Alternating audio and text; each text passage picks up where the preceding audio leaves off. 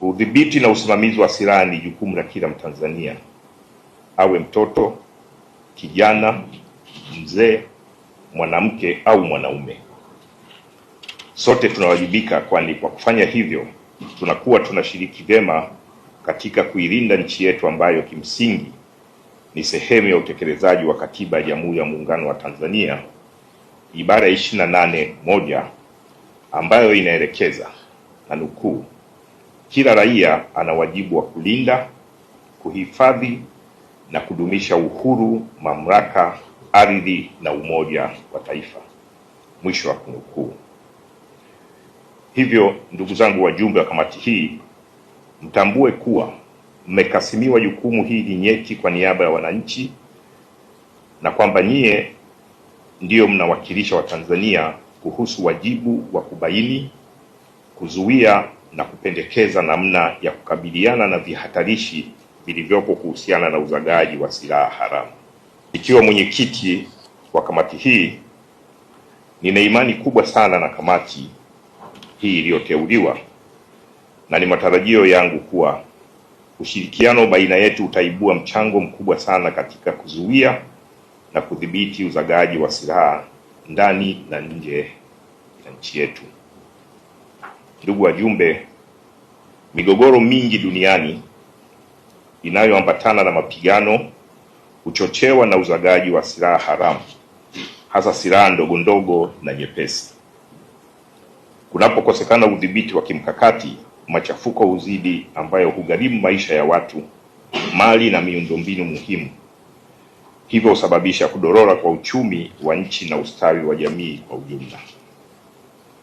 Nikirejea hotuba ya Mheshimiwa Mwigulu Lameck Nchemba, mbunge, Waziri Mkuu wa Jamhuri ya Muungano wa Tanzania, kuhusu madhara ya uzagaji wa silaha aliyoitoa akiwa waziri wa mambo ya ndani ya nchi wakati wa tukio la utekelezaji wa silaha haramu mkoani Kigoma mwaka wa 2017, alisema, na ninanukuu,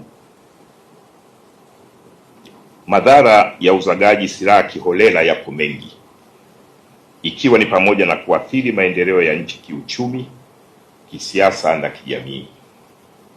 Pia kuzagaa huko kunachangia vitendo vya kihalifu ikiwemo ukatili wa kijinsia, kubaka, kurawiti na mauaji. Hivyo kila mwananchi awe mlinzi wa mwenzake. Tanzania, tangu nikingali mtoto mdogo, naahidi nitakulinda mpaka kufa. Haya ni maneno ya kizalendo ambayo tunapashwa kuyaishi siku zote, na kwamba inapofika masuala ya kitaifa, basi nchi hii tutailinda kwa ujasiri mkubwa, hata pale tutakapobidi tupoteze maisha yetu, lakini tutalinda maisha ya wananchi wa Tanzania, tutalinda mali zao bila kujali athari zitakazotupata tunapokuwa tunatekeleza majukumu hayo. Nchi yetu ni ya kipekee kwenye swala la uzagaji wa silaha. Silaha hizi zinazoitwa silaha ndogo ndogo na nyepesi kulinganisha na nchi zinazotuzunguka, na hii ni kutokana na mikakati thabiti iliyopo katika kudhibiti na kusimamia michakato yote inayohusu umiliki na biashara ya silaha. Changamoto kubwa ni hali ya usalama inayoendelea katika nchi jirani za wenzetu, hivyo wakati mwingine kusababisha watu kuvuka mipaka, aidha wakiwa na silaha au bila silaha, kwa ajili ya kutafuta hifadhi na usalama. Hii pia kutokana na kuwepo kwa mifumo ya kiusalama kuanzia ngazi za mitaa, vitongoji, vijiji, kata mpaka taifa. Inawezekana kudhibiti uzagaji wa silaha ndogo ndogo kwa asilimia kubwa, ikiwa ni pamoja na kuwabaini wale wanaoingia na silaha. Hapa ni mwenyekiti, kwa uwepo wa kamati hii, mimi ninaona kama jamii nzima ya Watanzania sasa imeshirikishwa kwenye swala zima la udhibiti na uzagaji wa silaha nchini kwetu. Kwenye kamati hii uwakilishi upo wa kutosha, kama tulivyosikia kupitia utambulisho wa wajumbe hawa ambao waliteuliwa na Mheshimiwa Waziri wa Mambo ya Ndani ya Nchi wanatoka pande zote mbili za Jamhuri ya Muungano wa Tanzania, kwa maana ya Tanzania bara na Zanzibar.